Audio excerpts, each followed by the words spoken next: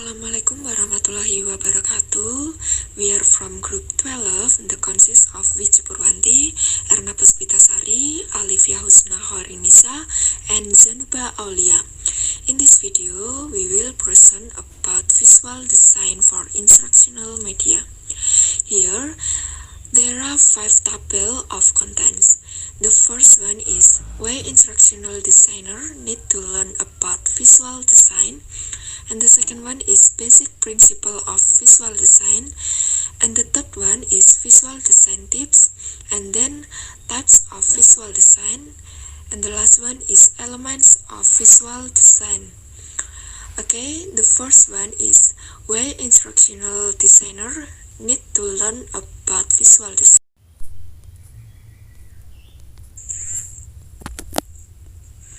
Today, desktop publishing in web editing software are even more sophisticated.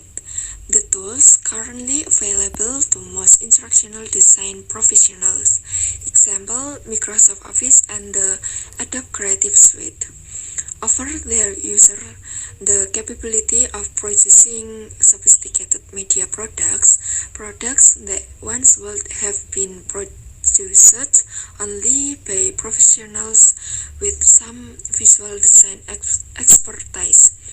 While these products offer the user a great deal of control over the medium, even when making use of the design templates that abound. For example, Microsoft provides an outstanding number of templates for products such as PowerPoint and Word. You will make better use of them if you understand and apply visual design principle. Without some understanding of visual design, you are likely to create materials that are less than optimal. Oke, yang selanjutnya adalah basic principle of visual design. In the non-designer's design book, author Robin Williams presents 4 basic principles of visual design: alignment, contrast, repetition, and possibility. Williams points out that these 4 principles are interconnected, and one does not often see one of these 4 aspects of design appliance independently. In creating an effective and appealing design, you apply of all 4 principles simultaneously. Alignment is what leads the reader through the design. This is something scaled flow. Nothing should be included in the design without careful consideration of its placement. One common alignment strategy is to have all the headings line up with each other with identical subheadings and or body text beneath each heading.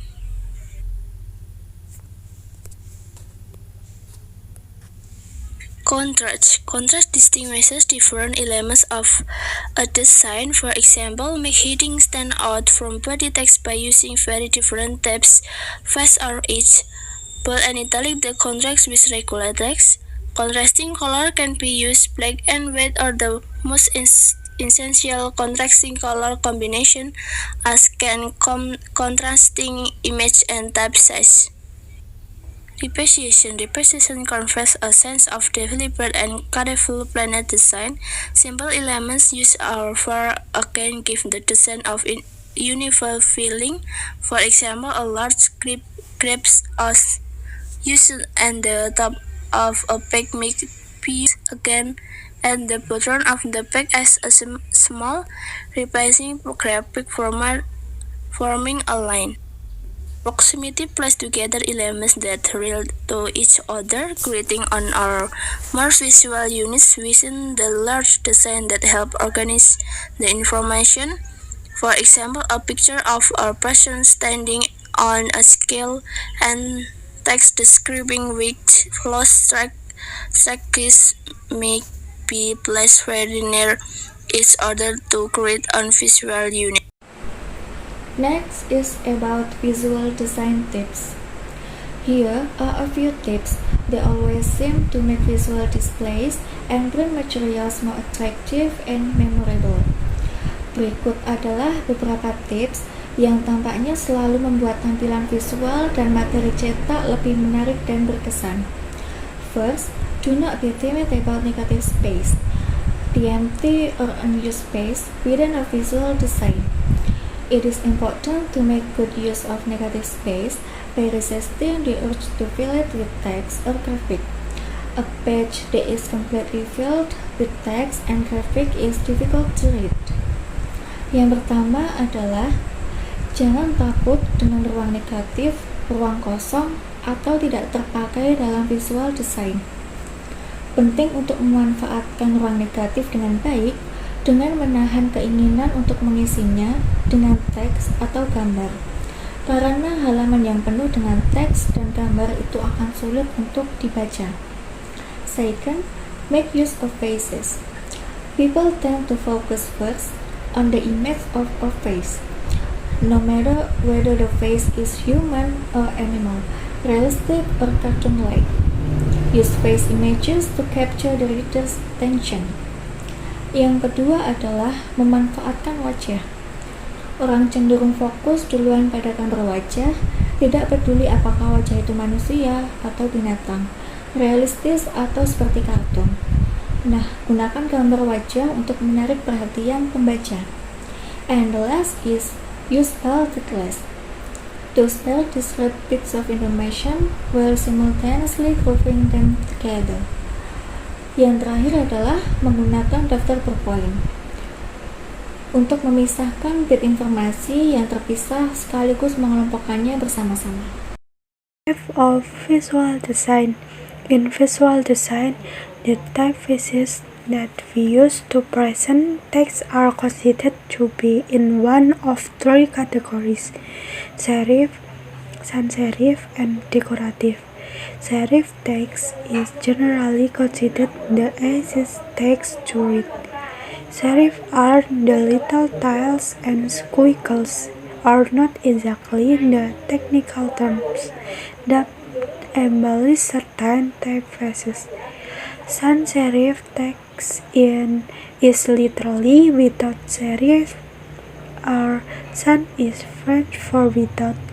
Sans serif text is the second most readable type of text and is often used for section headings and captions. Arial and Helvetica are examples of sans serif typefaces. A decorative typeface is exactly what its name implies. These are the fancy typefaces that are most often used to give print material a specific style or personality. Dalam desain visual, tipografi yang kita gunakan untuk menyajikan teks dianggap ada di salah satu dari tiga kategori, yaitu serif, sans serif, dan dekoratif. Teks serif pada umumnya dianggap sebagai teks termudah untuk membaca. Serif adalah ikor kecil dan coretan yang menghiasi huruf tertentu. Teks serif sangat mudah dibaca karena sering dirancang untuk membantu membaca mengidentifikasi dan membedakan antara huruf-huruf tertentu. Sebagian besar surat kabar, buku, dan majalah menggunakan teks serif untuk body copy mereka. Body copy adalah bagian terbesar dari teks. Teks sans serif secara harfiah berarti tanpa serif. Sans adalah bahasa Prancis yang berarti tanpa.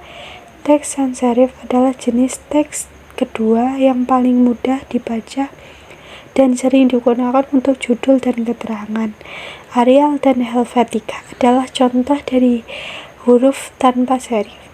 Dekoratif adalah tipe yang paling mewah, sering digunakan untuk memberi bahan cetak gaya dan kepribadian tertentu. Seringkali orang yang tidak memiliki pelatihan dalam desain visual menjadi korban godaan penggunaan font dekoratif secara berlebihan. The rubric most commercial artists use is this: use a common easily recognize serif typeface for the body of the work. Example, Time or Times New Roman. Break up the body text with headings and caption in sans serif typeface. Example, Arial or Helvetica. And then use decorative typefaces sparingly. Only use decorative typefaces for a short title or subheadings. Paling banyak rubrik yang digunakan seniman yaitu gunakan jenis huruf serif yang umum dapat dan mudah dikenali untuk isi karya, misalnya Time atau Times New Roman. Yang kedua, pisahkan teks isi dengan judul dan keterangan dalam jenis huruf sans serif, misalnya Arial atau Helvetica.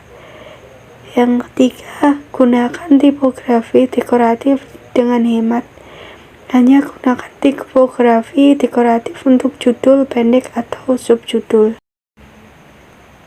The Element of Visual Design by Cato, Porter, and Select. Line, color, shape, form, value, space, and texture. Ada beberapa elemen desain grafis yang perlu dipertimbangkan saat membuat karya seni visual. Yang pertama yaitu garis. Garis mengacu pada jarak dua titik dalam ruang terhubung, baik itu garis horizontal, garis diagonal, atau garis vertikal. Yang kedua, warna. Warna membantu membangun suasana hati untuk komposisi. Ketika gelombang cahaya mengenai suatu objek dan dipantulkan kembali ke saraf optik di mata manusia, sensasi yang mereka rasakan disebut warna. Seniman dan desainer menggunakan warna untuk menggambarkan subjek. Warna digunakan oleh desainer untuk menggambarkan suasana hati, cahaya, kedalaman, dan sudut pandang. Yang ketiga ada bentuk. Dalam bentuknya yang paling dasar, bentuk adalah area dua dimensi yang dikelilingi oleh garis luar. Seniman grafis dapat menggunakan elemen lain termasuk garis, warna, nilai, dan bayangan untuk memberikan bentuk tampilan bentuk tiga dimensi. Ada tiga jenis bentuk, yaitu yang pertama bentuk organik yang terjadi secara alami di dunia. Yang kedua bentuk geometris yang bersudut pandang dan konsisten secara matematis. Yang ketiga bentuk abstrak yang mewakili hal-hal di alam tetapi tidak mewakili secara sempurna. Yang keempat, form, yaitu objek tiga dimensi. Elemen visual ini tidak selalu digunakan dalam desain digital dengan cara yang paling jelas. Baru-baru ini, desain 3D semakin populer karena semakin umum dibuat. Selanjutnya ada nilai. Dalam desain, nilai mengacu pada terang atau gelapnya warna. Nilai suatu warna sering divisualisasikan dalam gradien yang menampilkan serangkaian variasi pada satu rona, disusun dari yang paling terang hingga yang paling gelap. Ruang. Memanfaatkan ruang dengan tepat dapat membantu orang lain melihat desain Anda seperti yang Anda inginkan. Yang terakhir ada tekstur, adalah salah satu elemen desain yang digunakan untuk mewakili bagaimana suatu objek muncul atau terasa. Tekstur tekstil adalah tekstur yang dirasakan secara sentuhan fisik, apakah itu kasar, halus, atau bergaris. Tekstur visual di sisi lain mengacu pada nuansa imajiner dari tekstur yang diilustrasikan yang dapat diciptakan lebih banyak minat visual dan pengalaman sensorik yang lebih tinggi.